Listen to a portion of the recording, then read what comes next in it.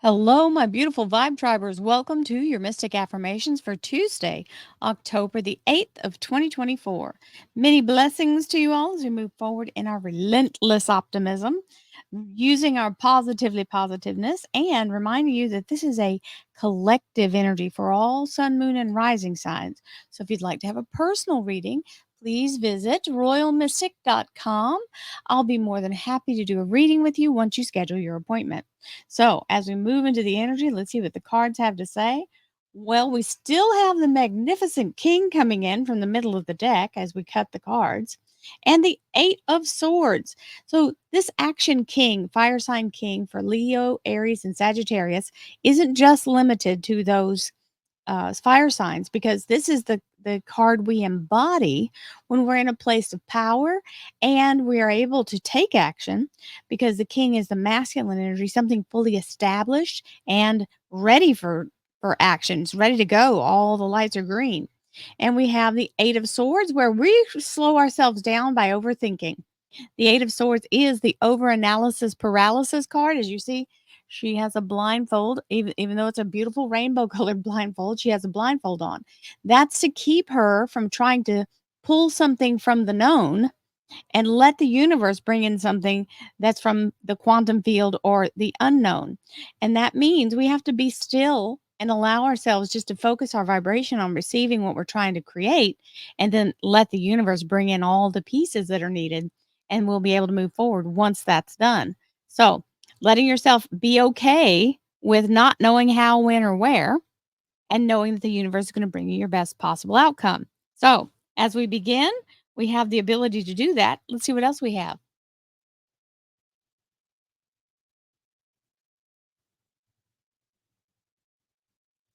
Thank you, angels, archangels, divine, pure, white light, divine spirit. Hello. We're getting a lot of energy still moving through from yesterday's energy. The Chariot, overcoming all challenges, being in a place of receiving victory. And she's very much, I affectionately call this card Elvira Knievel, not for nothing, because she's overcoming all obstacles and enjoying it while she does, leaving a trail of rainbow dust in her wake. So keep yourself in a place of positivity, keep bringing it in the best way you can, using the law of attraction. Divine spirit, spirit guides, gods, and goddesses, thank you so much for being present here to allow all sun, moon, and rising signs to have the information they seek to assist them in remaining on their highest possible spiritual path. We thank you so much, Divine, for these blessings and beautiful messages, and we receive them in the love and light for which they are intended. We thank you for this divine guidance as always, and we welcome this blessed energy. Thank you so much, Divine. You're always welcome and very appreciated. So here's the Knight of Wands, which is the energy of something, either a messenger coming to you and saying, hey, it's time to go, or you jumping on the horse and saying, here we go, right? So that Knight of Wands usually comes on horseback, but it's a very fast moving energy either way. In standard tarot, it has a horse, but this is a beautiful energy deck, and that is why they have taken the artistic license to do it as they will. We have the energy, and it's very feminine oriented. We have the energy of the Hanged Woman, staying in our place of Om, allowing ourselves to be completely anchored in the place of receiving, creating, and connecting to Source. The underlying energy here is the Princess of Swords, which is kind of the enlightenment of this. So that's a really nice combination there. And we have practice.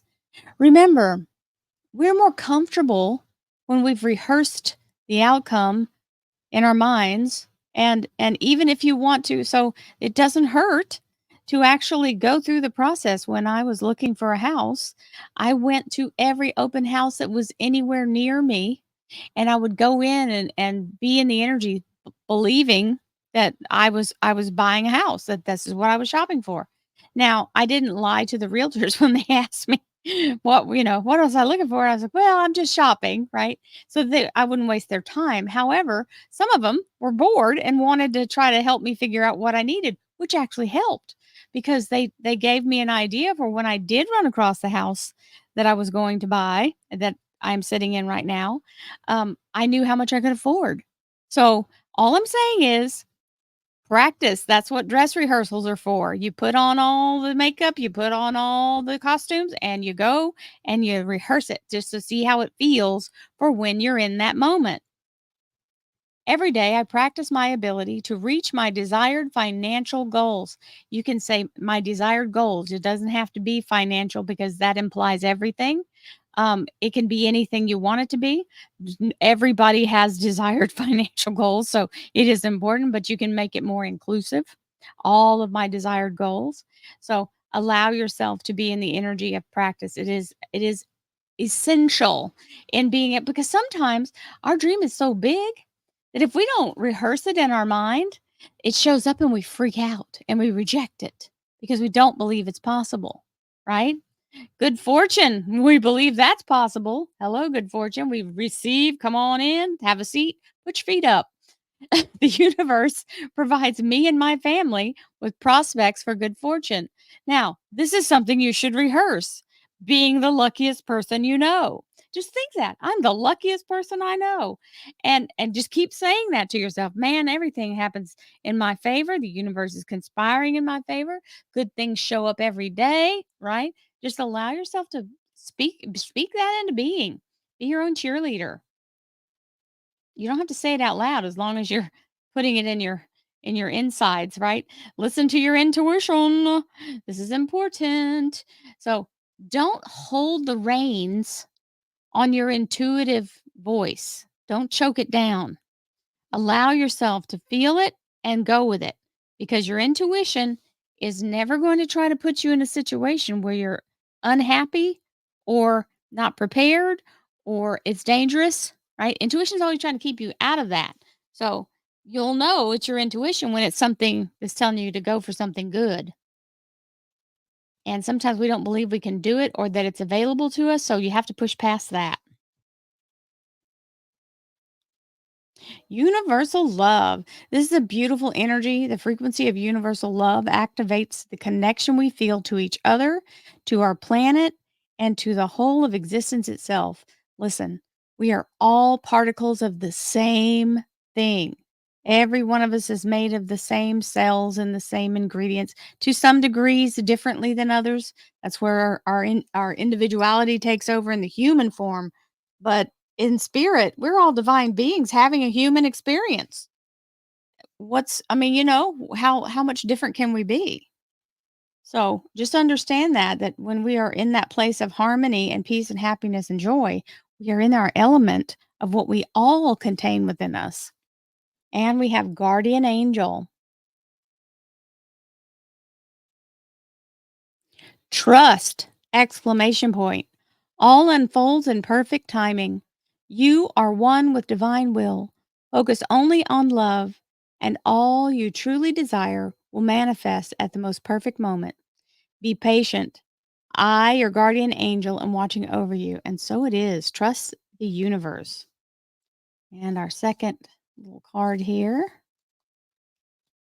opportunity. Good fortune, opportunity. Listen to your intuition.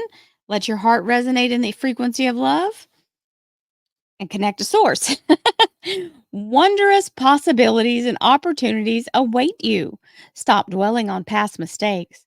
Surrender the past lovingly. There's nothing to regret. All is always in perfect and divine order.